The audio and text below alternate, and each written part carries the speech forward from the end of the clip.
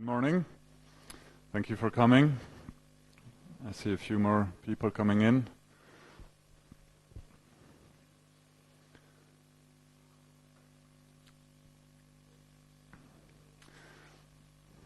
All right. So today I'll be talking about MLS, messaging layer security. And to give you a bit of context immediately, MLS is a new protocol for end-to-end encrypted messaging, and it is also an IETF working group.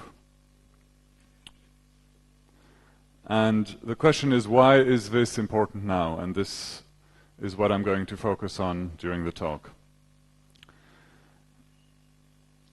To introduce myself quickly, my name is Raphael Robert. I work for Wire, which is a secure messenger and collaboration platform. It's open source, it uses end-to-end encryption. And I've been working there pretty much since day one, when it was founded back in 2012. And Wire is one of the companies that is part of this IETF working group for MLS. It's co-initiated the idea back in 2016, but it's not the only company that takes part there.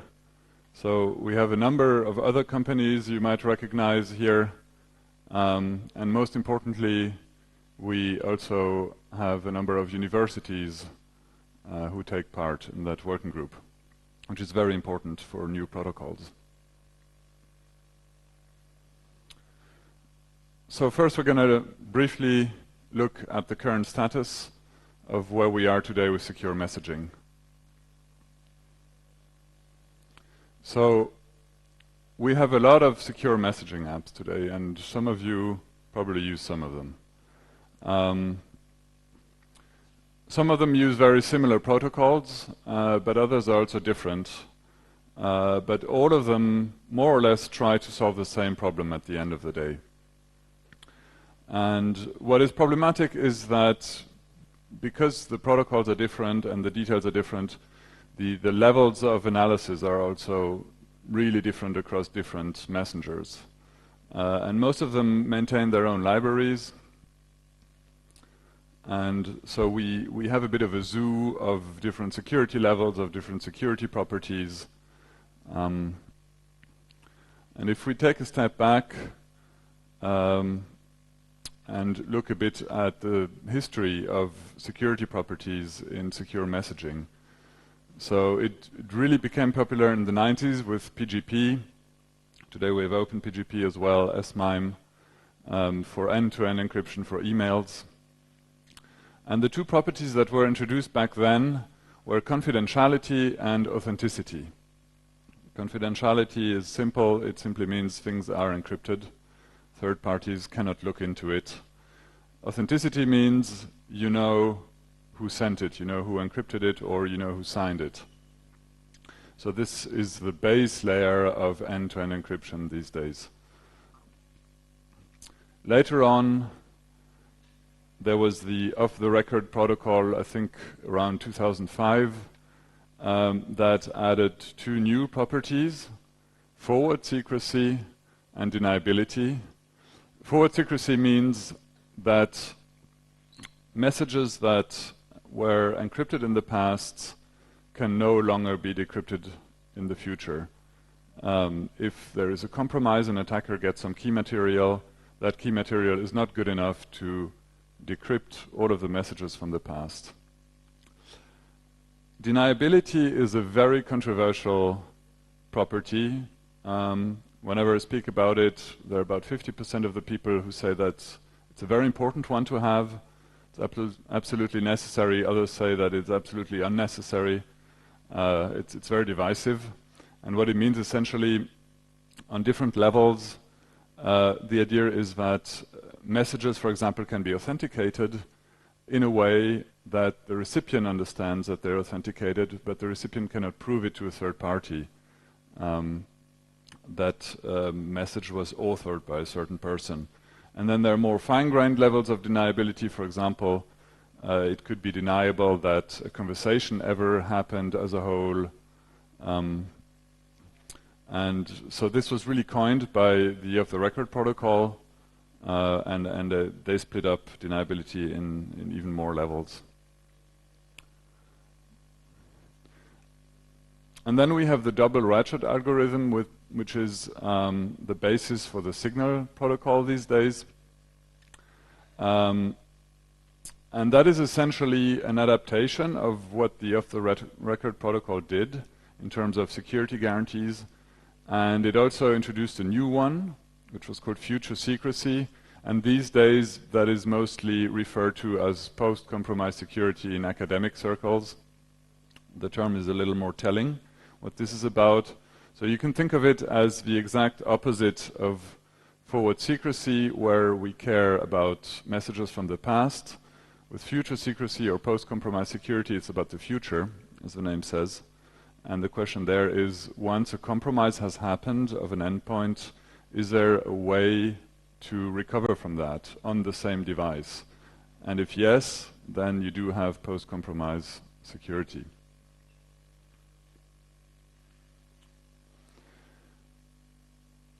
So what about groups? Because all of the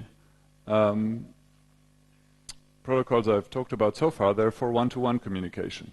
Email, of course, I mean, you can send an email to more than one person, but you will have to encrypt it individually. And the same is true for the off-the-record protocol and also for the Signal protocol. But the reality is we use messaging in groups a lot. Even in a one-to-one context, if you have more than one device, to some extent that is already a group of devices now.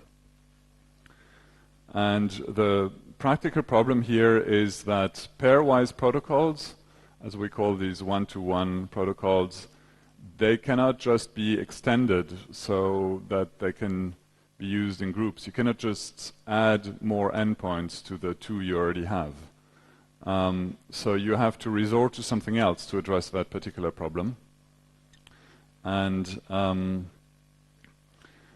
so what typically happens, for example, in the case of Signal, also in the case of Wire and other messengers, the pairwise channels, they're being superposed to simulate a group. So what that means is that if you send a message in a group, you individually encrypt it to every recipient in the group, or even worse, you individually encrypt it to every device of every recipient in the group.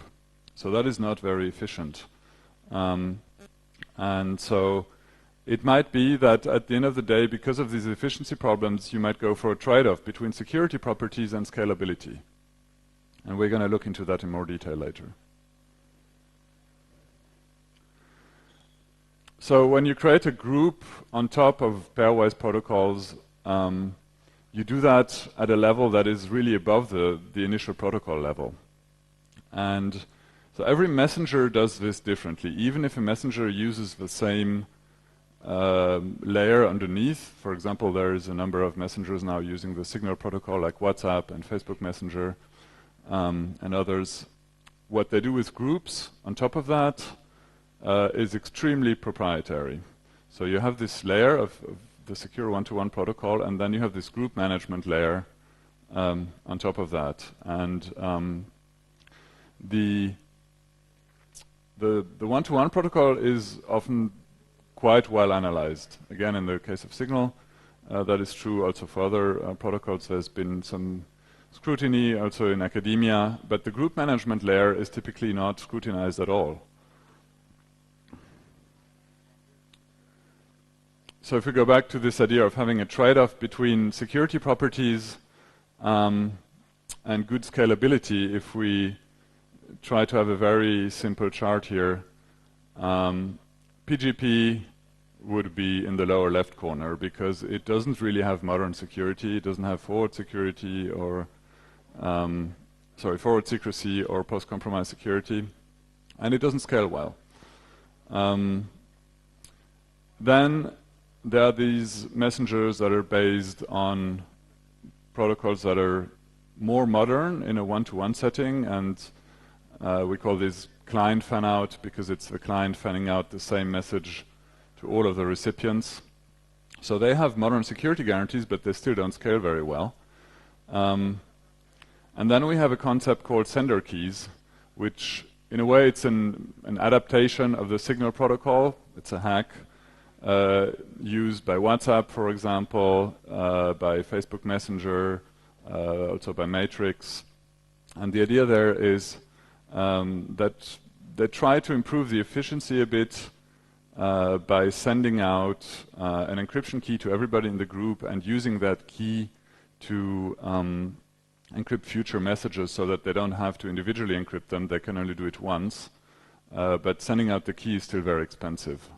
So you gain a bit of efficiency once you only send out messages, but the setup is still expensive. So this is somewhere in the middle.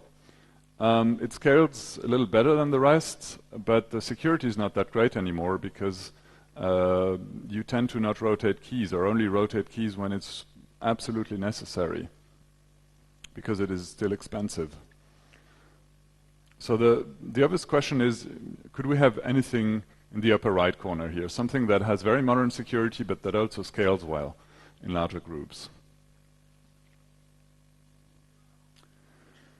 So what would be the objective? So if we say, okay, let's do a new messaging protocol, what would we like to be in that protocol? If we were to write up a wish list, what should be on that wish list?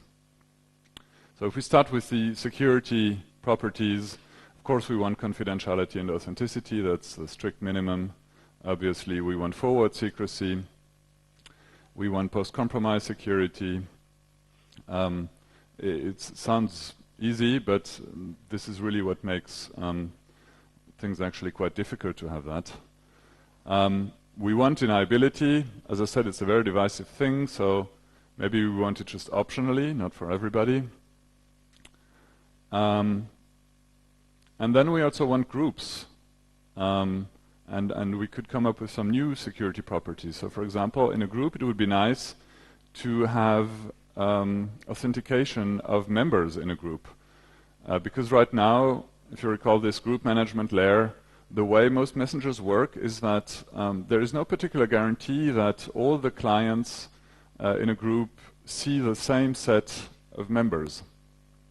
And so you either trust what other members in the group told you, or you trust the server, for example, but you don't have any cryptographic guarantee of who's really in the group. And when you receive a message, for example, you cannot tell for sure who this message was encrypted for, except for yourself. So there's some room for improvement here, clearly. So what else do we want that is maybe not security related, strictly speaking, when we do a protocol? So we want it to be asynchronous. And this is what made all the difference between the off-the-record protocol and what we now know as the Signal protocol. The off-the-record protocol was designed to be in an online session. If you remember the old days of Skype, for example, both sides had to be online at the same time for messages to arrive. And so this is not something that works anymore in the world of smartphones, because smartphones are sometimes online, sometimes offline. Sometimes you think you're online, but you're not really online. So things have to be asynchronous here. You cannot wait for people to come online. Another prominent example is in Telegram, for example, when you go for these secret conversations where there is actually some sort of end-to-end encryption taking place, you have to wait for the other party to come online first before you can initiate such a chat. So that's not a great user experience. Of course we want groups, so we want support for large and dynamic groups. Dynamic meaning people can come and go frequently, and we want that to scale efficiently. We also want multi-device support, because the reality is most of us have more than one device we use for messaging. We would also like to not be tied necessarily to only one service provider for messaging. It would be nice if the protocol would inherently support more than one server or more than one service. And this is generally known as federation. And last but not least, we want this to be usable. So we don't want an academic effort that looks really good on paper, but that cannot be implemented because somebody made some assumption that doesn't really hold in the real world. So this part is really important, so that a new protocol can actually be a replacement for either nothing or whatever was used previously in messengers. What else could we wish for, since we have the liberty of coming up with wishes here? It should be an open standard. The specification should be there for everybody to read, for everybody to implement, and for everybody to criticize as well, and to analyze. That's very important. And the other thing is that if you don't want to implement something yourself, there should be enough libraries you can use. And we've a great example there is TLS, for example. So TLS is an open standard, anybody can implement it, but typically what most developers will do at the end of the day, they're going to pick a library that they like and are going to use that. So this is also important. And I already mentioned the security analysis. This is something relatively new in the design of protocols. So far, it used to be the case that after a protocol was created, the security was analyzed afterwards. Then it became a little more frequent that during the design phase of a protocol, academic consideration was already accounted for. And a great example there is TLS 1.3, where developers have worked hand in hand with academia to come up with that protocol and to have a security analysis during the design phase already.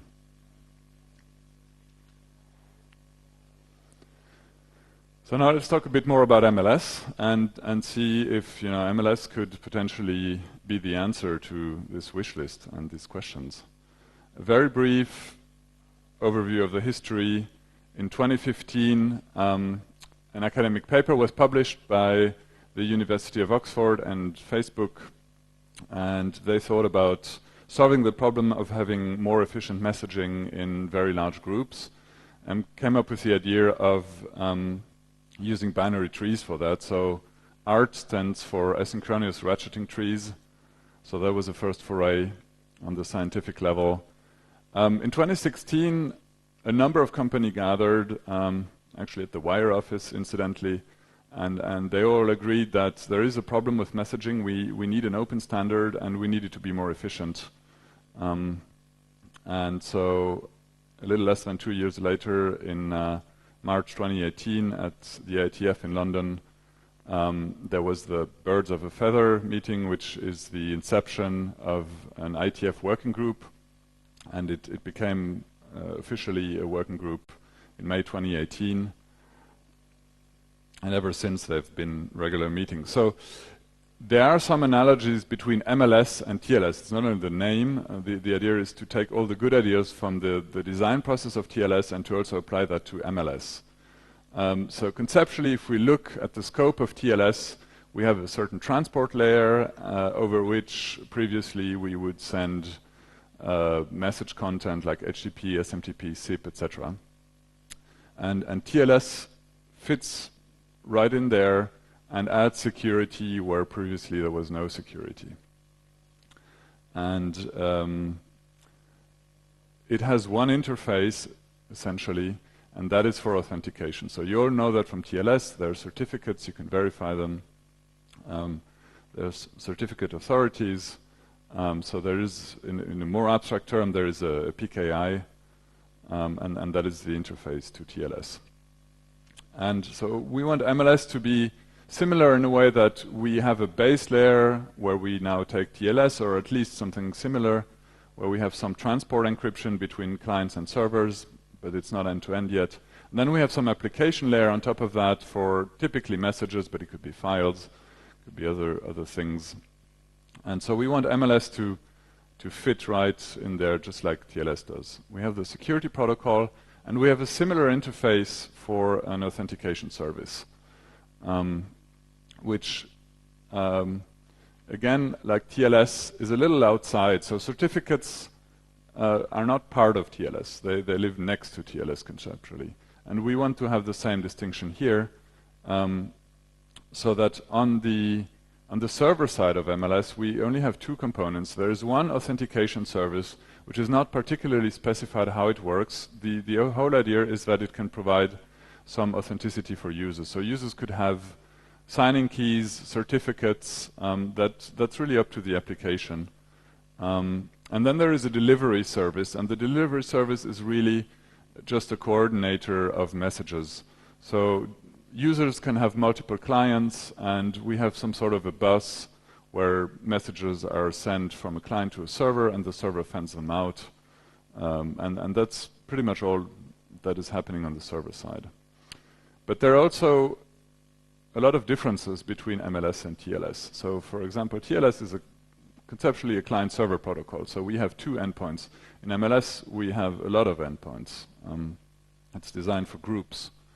And we also have very long-lived sessions. TLS sessions are typically very short, a few seconds. But here we could have sessions in a group that can last for months or years even.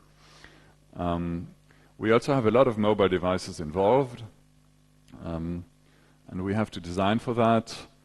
And the scope here is really for human-to-human communication, whereas TLS is actually a machine-to-machine communication where there is no human interaction needed as such, unless you have self-signed certificates. Probably all have had that situation. And so what's really different here is that the probability that a member gets compromised during one of these really long-lived sessions of MLS is a lot higher than with TLS. So this is something that we need to account for.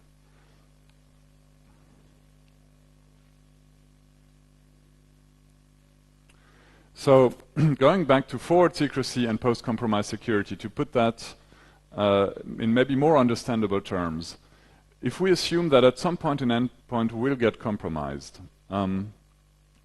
we have forward security that will protect whatever happened before the compromise. And then we have post-compromise security that tries to cover whatever happens afterwards. And so this is newer conceptually, because the idea here is that an endpoint gets compromised once. It's not a permanent compromise. So for example, somebody has access to a computer once, or finds a hard drive, gets a copy of that, gets a copy of all of the cryptographic material that is on the endpoint. But we want the endpoint to be able to recover from such a compromise, and we want to keep this window around the compromise as small as possible, so that an attacker, if they ever get their hands on key material, that the damage they can do is as limited as possible. And the very obvious answer here is to rotate keys as frequently as possible. So if we try to decompose the evolution of a group chat in two sections, for example. So imagine Alice creates a group with Bob, and then they start in a group of two, and we call this an epoch. So we don't know how long that will last, but we try to divide time into epochs that are separated by certain events. So an event could be Alice adds Charlie to the group now. And so this initiates a new epoch. Or Bob updates a key for the inside the group, or Alice removes Charlie. So for every epoch, we want fresh key material, at the very least. So that means that between epoch 3 and 4, for example, when Alice removes Charlie, in epoch 4, the key material that we use will not be known to Charlie anymore, because Charlie has been removed. And likewise, between epoch 1 and epoch 2, when Alice adds Charlie, Charlie should not have access to the key material used in epoch 1, because that was specific to the conversation between Alice and Bob. But we can even be more fine-grained than that, and if we zoom in to epoch 1, for example, we would also like every message to have its own key, essentially, within the epoch. And the idea here is that both Alice and Bob, who were the only members at that time, have the same key material in that they could derive the same keys independently on their side, and then they can use this key 1, 2, 3, etc. to encrypt the messages they're going to exchange in epoch 1. So before we start, before we can initialize secure communication, we always need some initial key material. We know that from PGP, Signal has a concept of pre-keys. So in MLS, we call them Init keys, and they're keys that are published ahead of time by clients that can be retrieved through the delivery service and are generally available to initiate a secure session. So they contain credentials and a public key, more or less, and some more metadata that is relevant. This part is not particularly new. What is really new is the core protocol of MLS. It started with ART, asynchronous ratcheting trees, and then we moved on to a concept designed at INRIA in Paris called TreeKEM, which is similar in the sense that we also have binary trees here, which we use for efficiency, and we'll see why in just a minute. But it is a lot more flexible than ART. So ART was not really designed for dynamic groups. There was no clear mechanism of how you can add and remove people, which in the real world is of course a problem, because you don't just create one static group forever. You want to add and remove people. So we start by having a binary tree and putting all the members from A to F at the bottom, which we call the leaves of a tree. So if you've never seen a binary tree before, they're trees but upside down, so the leaves are at the bottom and the root is at the top. And essentially we just take these init keys we have and put them there, and then we can see what we do with that. And we have these intermediate nodes above that, and at the very top we have the root. And there is one invariant that we define, and the invariant is that every member at the leaves knows the secrets that are stored in the nodes above them. So in this instance, A, for example, will know the secret that is stored in G, in J, and finally in K. Again, this is just a definition at this point. And we define that K, the root, is essentially a group secret known to everybody, because everybody should know that as per this secrecy invariant. So if we follow up with that, we get a very nice property here, and that is that we have subgroups in the tree. So we have intermediate nodes that have children, and since all the children know the secret of the intermediary node, what we can do is we can encrypt secrets to an intermediary node. So for example, if we want to send a secret to C and D, we don't have to do that individually anymore. We can send the secret to H, and then C and D can decrypt that through a KEM mechanism, for example. So we've already become more efficient here. And then likewise with J. If we send a secret to J, we have effectively sent a secret to A, B, C, and D. And of course, if we send it to K, we send it to everybody. So we have subgroups, which is extremely practical to be more efficient. And of course, the private key of the root, K, here is known to everybody at any given time. So now we need some abstract operations to work on groups, and they're very intuitive. So one is you create a group, you add a member, you remove a member, and then there's one that's a little less intuitive. It's called an update. And the idea here is that we update the key material in the tree, in particular in K, so that we can get some freshness, have some fresh key material for the group.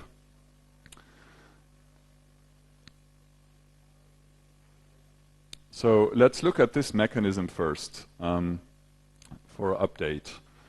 So imagine F wants to update the group key in order to reduce this window around the compromise, or the potential compromise. So what F does, it generates a fresh leaf key in red here, And then it takes the secret of that and it will literally hash it and store the hash in I and hash it again and store that in K. And so the path from F to K, we call that the direct path because it's direct from F to the root. So what happened now is that we have a new group secret in K that is whatever was in F hashed a number of times depending on how tall the tree is. So F is fine with that, but nobody else knows about it. So what we need to do now is to tell the rest of the group what the new group secret is. We could, of course, tell everybody individually, but that would not be efficient. So what we do instead is we reuse these subgroups. So next to the direct path in orange here, there's another path in blue, which is the siblings of the orange path. So sibling is when you have nodes in a tree that have two children, then these two children are siblings to each other. So J is a sibling of I, and E is a sibling of F. So all we need to do now is to encrypt these new secrets to E and J, and that means that we have effectively encrypted it to everybody in the group. So the blue path is called the co-path.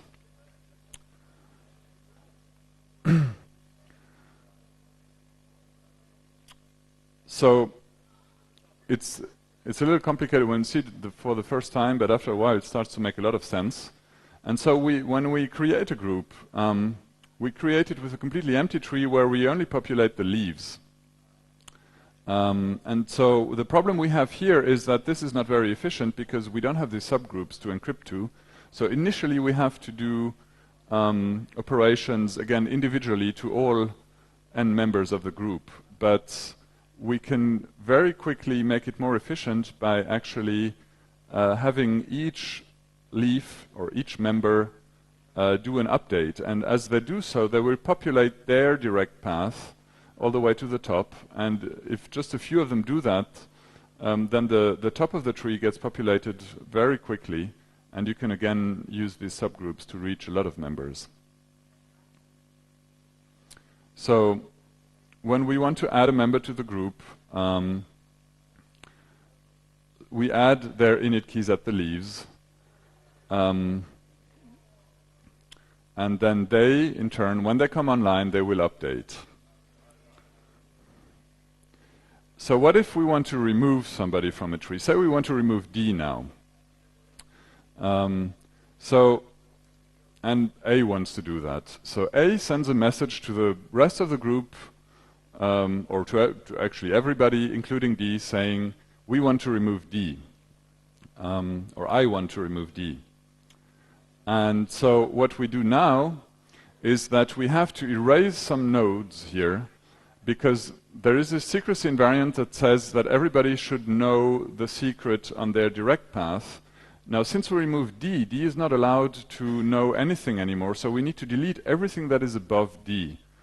And once that's the case, we have effectively evicted D, but we've also destroyed the tree a little bit and made it less efficient. So what happens here is that we don't have a whole group anymore, we have a bunch of subgroups. So we have subgroup G with A and B in it, we have C, which is its own group, and we have I, which has E and F in it.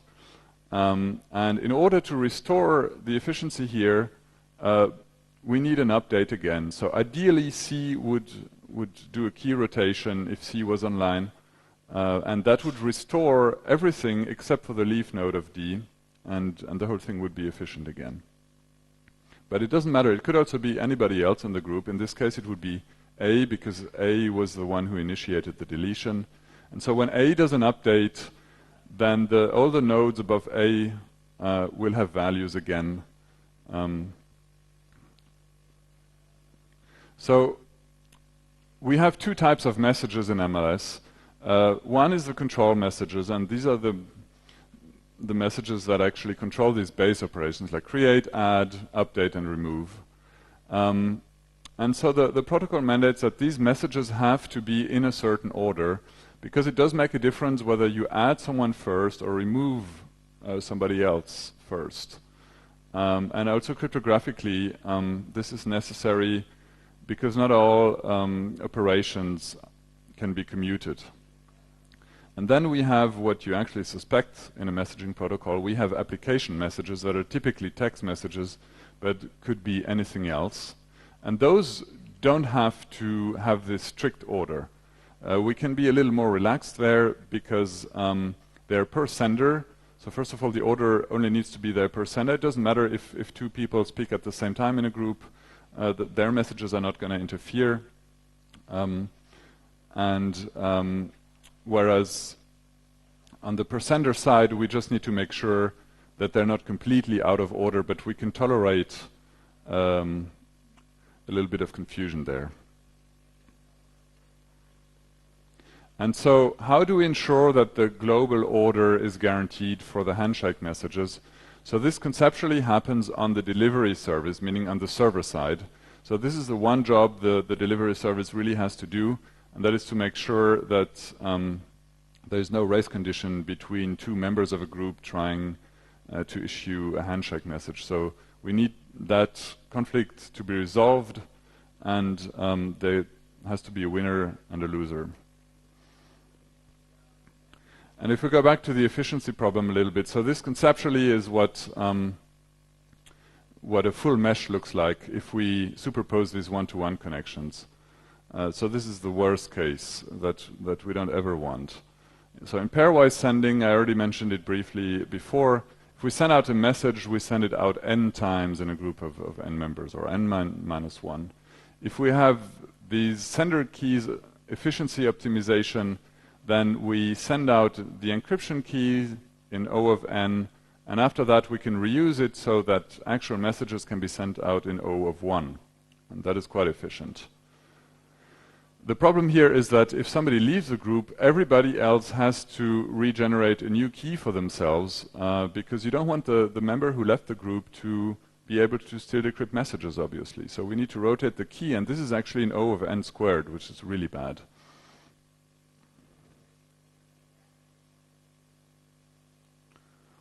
So to give you a comparison with a ridiculously large group, just to make it a little more dramatic, imagine you have a group of 100,000 members, and you want to send out a message that is 1 kilobyte in size.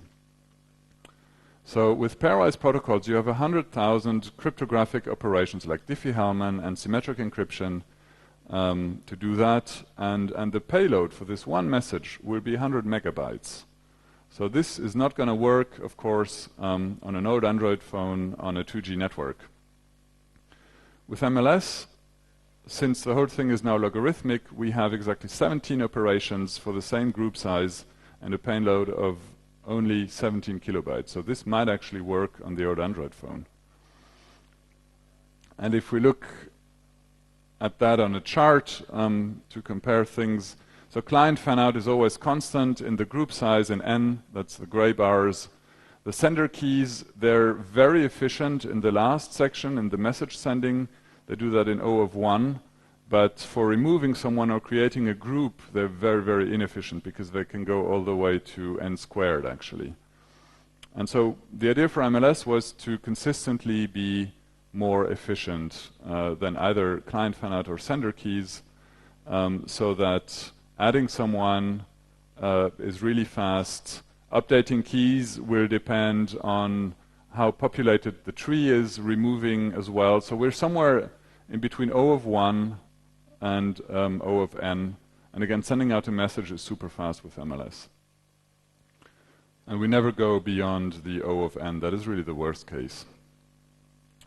So end-to-end encryption encrypts the content of data.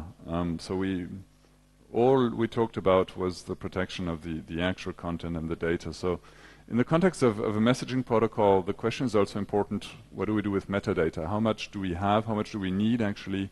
And if so, how do we protect it? And so we should distinguish between two kinds of metadata. One is observable metadata, which is traffic patterns, for example. If you have a view of the network, you can see who is sending messages to who, at which frequency, etc., how big they are.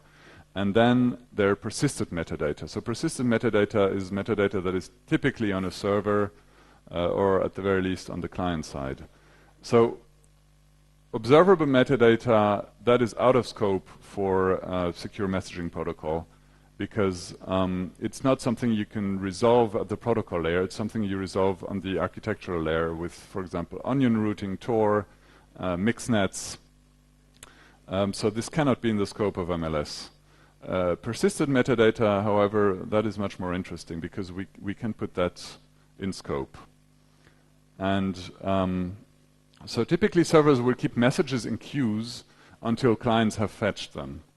But we don't need the server to know who the sender is of a message long term. All the server needs to know is in which queue to put it, and then we can completely obfuscate who actually sent it. We can also have arbitrary padding so that messages all look the same size, for example, so that a server cannot really tell what kind of messages it was, whether somebody has been added to a group or removed, or whether it was an update. So we have a layered approach here where the metadata is really just in header 1, and that can be seen, and that is just the destination of a message. But everything else, we can actually encrypt that, so that only clients can decrypt it. So in the header 2, you would have the sender of the message, then the message itself, and we can, like I said, add some arbitrary padding. Deniability, which we want to do optionally. So messages need to be signed in MLS for authenticity, because we have one group key now, and if everybody encrypts under the same group key, wasn't planned, then you cannot distinguish who the sender is actually anymore. So you need a digital signature to be sure who sent the message in the first place. So for that you need identity keys, of course, and that sort of breaks deniability if you have these signatures. So what we can do instead is we can send these identity keys over a one-to-one deniable channel, so that the recipient clearly knows whose identity key it is, but cannot prove it to a third party because the channel over which they receive the key is itself deniable. And then we can, through that mechanism, we can make text messages become deniable, or even the participation in a group.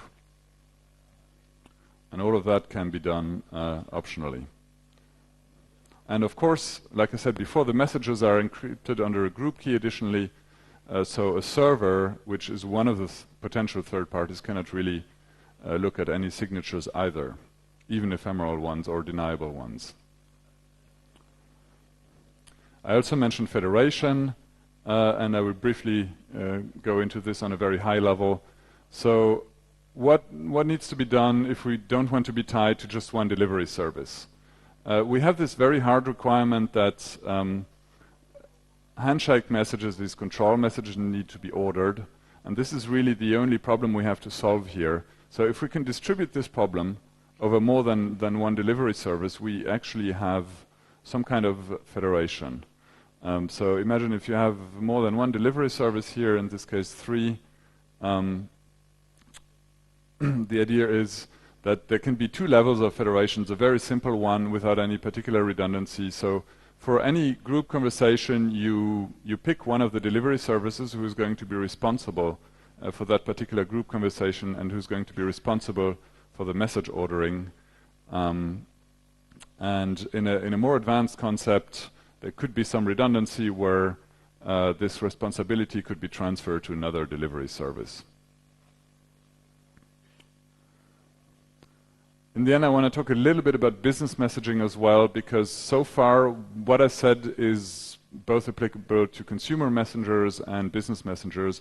And the reality is today that there is a lot more messaging going on inside of companies, simply because people are used to messaging in their private life and they want to bring that into their business life.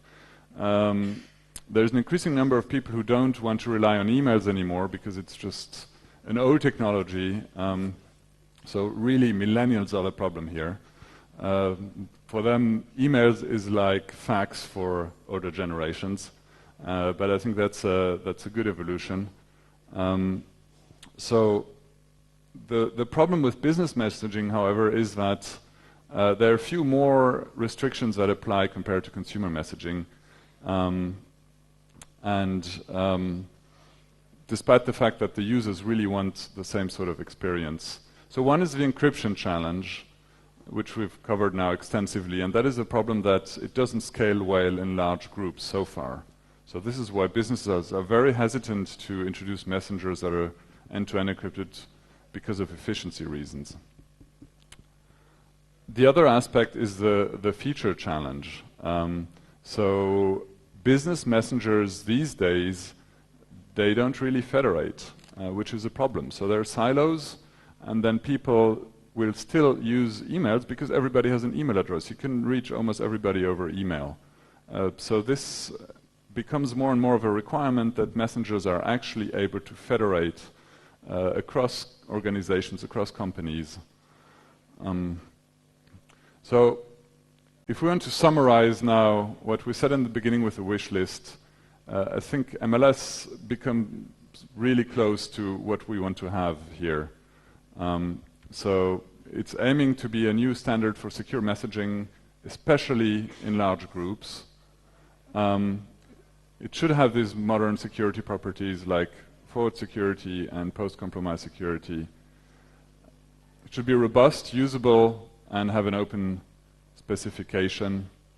So since it's an IETF working group, all of that is available online, of course. It's being discussed on a mailing list. There is an architecture document, and most importantly, a protocol document. And the easy entry point here is this website, messaginglayersecurity.rocks, which points at the IETF website, etc., where you can find all of the documentation. And that pretty much concludes my talk for today. Thank you very much. Thank you, Rafael. Okay, let's see if we have questions.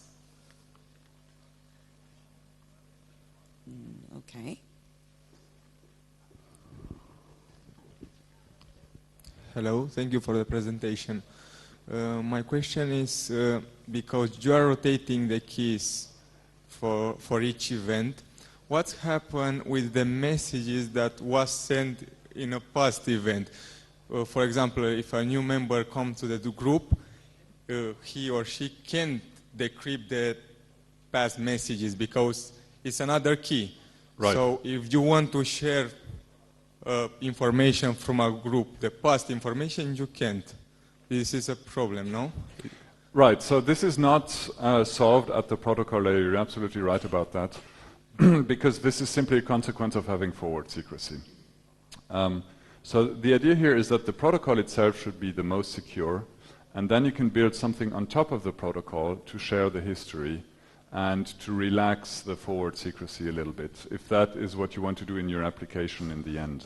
Okay, so is the duty of the upper layer to conserve the message or share it? Yes. This protocol acts only in the network, let's say, only to transport the message, not hide it on the application. Exactly. So we distinguish between the protocol layer and the application layer. And the application layer will be very different for different apps. And so this is not something we would like to standardize because it's not going to make a lot of sense. And at the protocol layer, we want to be as secure and as restrictive as possible because it's always easier to relax that on the layer above. But the opposite is very difficult. If the underlying layer is not secure, you cannot just bolt on the security on top of that. Yeah. Okay, thank you. Thanks. Are there any other questions? No one? What Okay. a silent crowd. All right. Okay. Yes.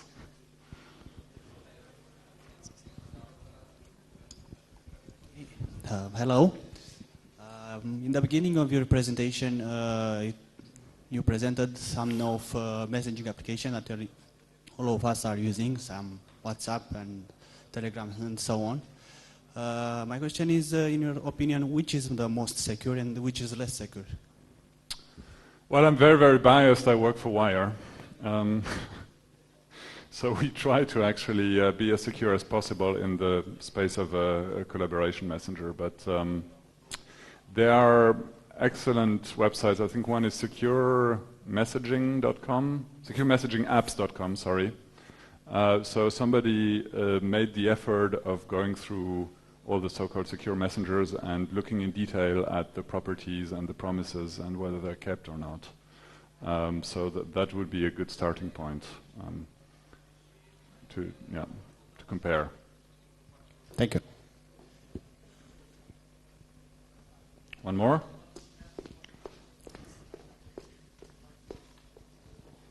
Hi, thank you for the talk. So, is there a study done on where's the breaking point for normal transfer technology versus this one? Like smaller groups under 10 or under 100 people is no longer reliable to use this just because of the key changes? So, yeah, I mean, the bigger the group gets, the more expensive it gets. So there is not one specific number where this is hard. But I can tell you from my experience at Wire, for example, we have been increasing the group size over time, and I think right now it's about 500 members in one group that we can still accommodate for, but it just makes things slower. So the question is, where's the pain point on the user side, essentially? And clearly we cannot do thousands or tens of thousands with pairwise protocols. That's very clear, simply because the payload is going to increase, even if the processor is fast enough. Yeah. Yeah, but the question is there a point where they're similar in speed? So to what group size should you use, conventional rather to switching? Well, they're similar in speed for the one-to-one groups, and even as soon as you have 3 in a group already, MLS is designed to already be faster. Okay, cool. Thanks. All right, folks. Thank you so much. Any other questions? You can talk with Rafael during the breaks. Thank you so much, Rafael, for your talk. Thank you for inviting me.